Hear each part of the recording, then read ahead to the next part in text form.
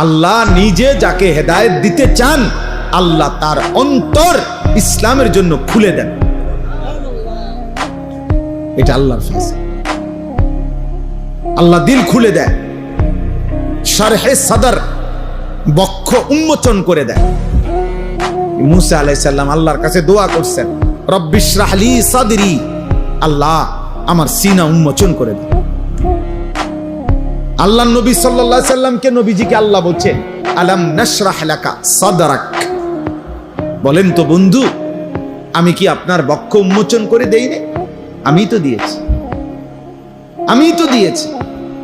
আল্লাহ তাআলা বলছে আফামান শারাহাল্লাহু সাদরাহু লিল ইসলাম ফাহুয়া আলা নূরিম মির রাব্বি। আল্লাহ বলেন যাকে আল্লাহ তাআলা নিজে তার বক্ষ ইসলামের জন্য খুলে দিয়েছেন আল্লাহই তার অন্তরে আল্লাহর পথে চলার জন্য, জান্নাতের পথে চলার জন্য আল্লাহ তাআলাই কুদরতি ভাবে তার অন্তরে নূর আলো জ্বালিয়ে দিয়েছে।